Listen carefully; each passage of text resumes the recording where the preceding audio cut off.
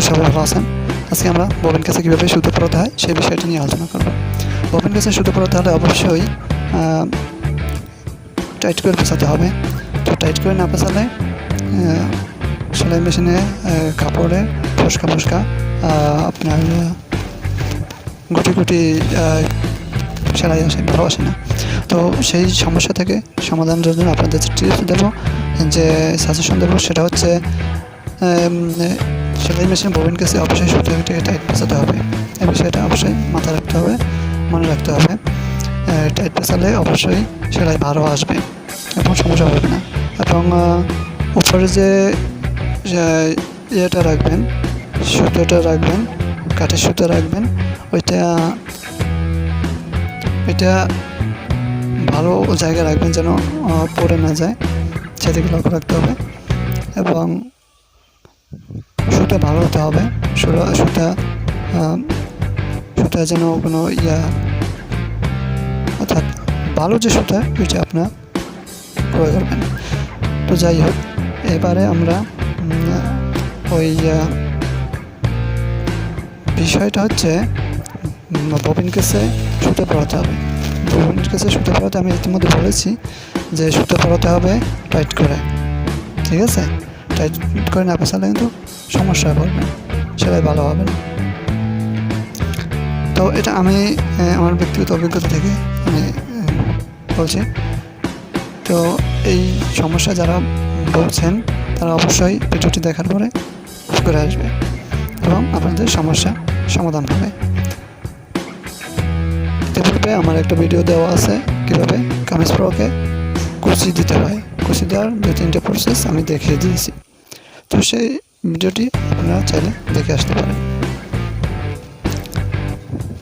তো আজকের এই ভিডিওতে আমি যে বিষয়টা আপনাদের দেখিয়েছি সেটা তো আপনার সেলাই মেশিন ববিন কেসে কীভাবে সুতো পরাতে হয়। তো এই সেলাই মেশিনে সুতোটিকে টাইট করে কীভাবে পেঁচাতে হয় সেটা আমি দেখাচ্ছি।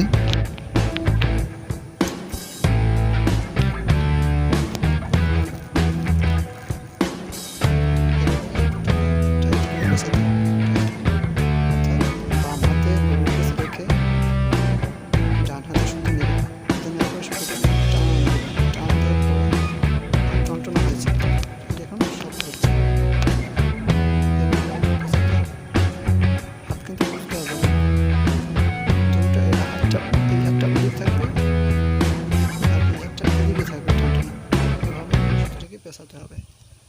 যদি সুতোটিকে পেঁচাতে হয়, যখন ঘুরবে সেলাই মেশিনের ভিতরে, মেশিন যখন ঘুরাবেন তখন সেলাই মেশিনের সাথে সাথে এই ববিন কেস কিন্তু ঘুরবে, ঠিক আছে?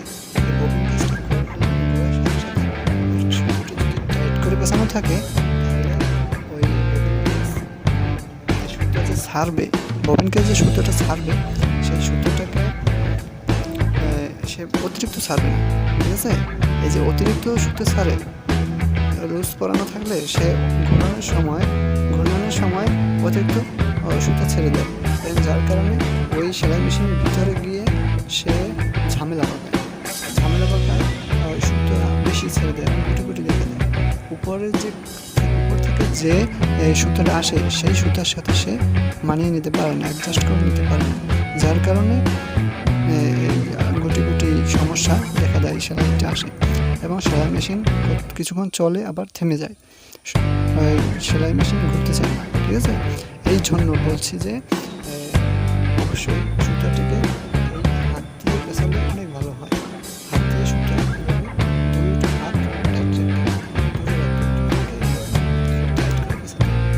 মনে থাকবে তো, অবশ্যই মনে রাখতে হবে।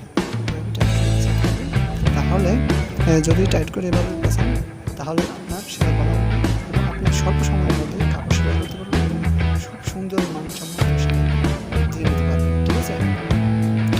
তো আজকে অনেক কথা হলো, আশা করি ভিডিওটি সবাই ভালো লাগবে। ভিডিওটি যদি সবাই ভালো লাগে তাহলে লাইক, কমেন্ট এবং শেয়ার করতে বলবেন।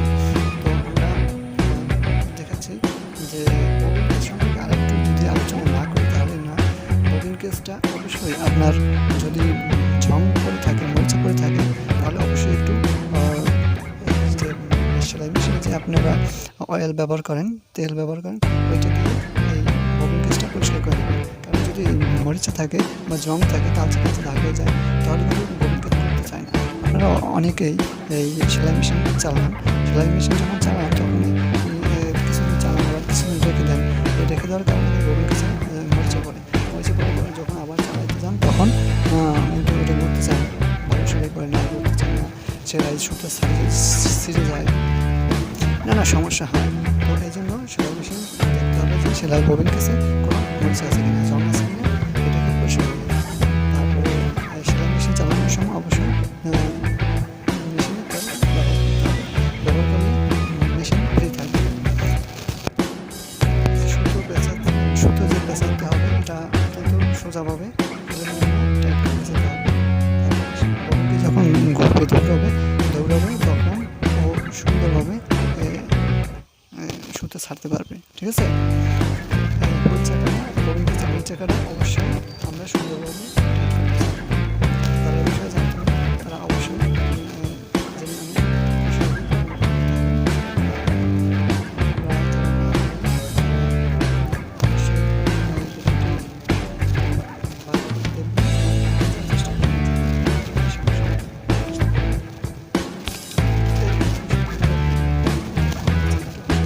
সাবস্ক্রাইব করবেন, শিক্ষামূলক ভিডিও পেতে সাবস্ক্রাইব করবেন এবং আমাদের জন্য দোয়া করবেন, আমাদের চ্যানেলের জন্য দোয়া করবেন, যাতে আমরা চ্যানেল দ্রুত গ্রো করতে পারি।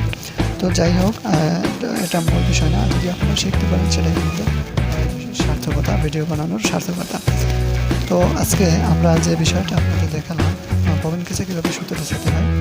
তো এই যে ববিন কেচে সুতো পেঁচালাম, এটা আপনার মেশিনের মাধ্যমেও সুতো পেঁচানো যায়।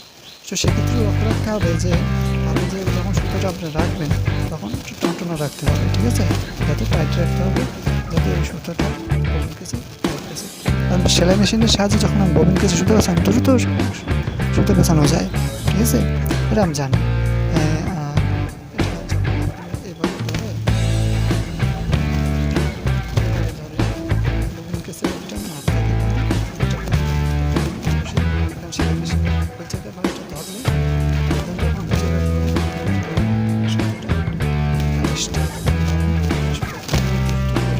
ঘোরে এবং ববিন কেস 5-7 সেকেন্ডের মধ্যে ববিন কেস ভর্তি করে ফেলা যায় সুতো পেঁচে।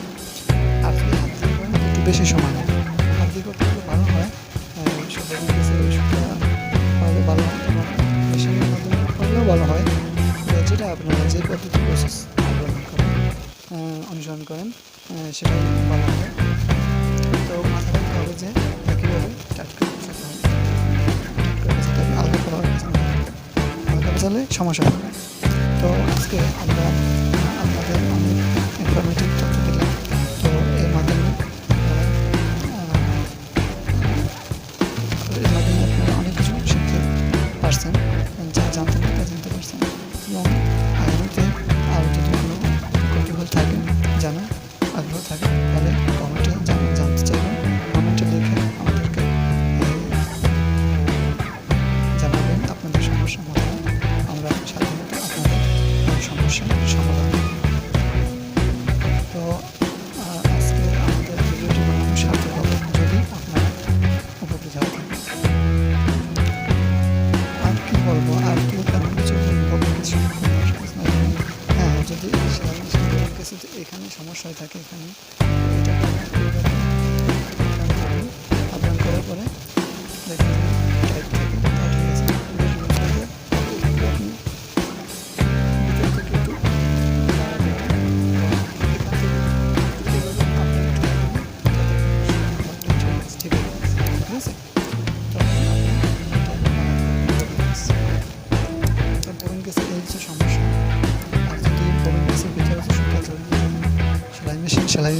সেলাই মেশিনের ভিতরে, তাহলে অবশ্যই সেলাই মেশিনের ঘুরানো বন্ধ করে আগে সুতার জটটা ছাড়িয়ে নেওয়ার পরে আপনি মেশিন সুতা মেডেলে লাগিয়ে সুতার সুচি লাগিয়ে সেলাই দেবেন। তো এই প্রসেসগুলো যদি অবলম্বন করেন এবং অনুসরণ করে চলেন, তাহলে অবশ্যই আশা করি আপনি সুন্দর কাপড়ে সেলাই দিতে পারবেন। তো থ্যাংকস, আজকে এ পর্যন্ত। আগামী ভিডিও দেখার আমন্ত্রণ এখানে শেষ করছি। তো ভালো।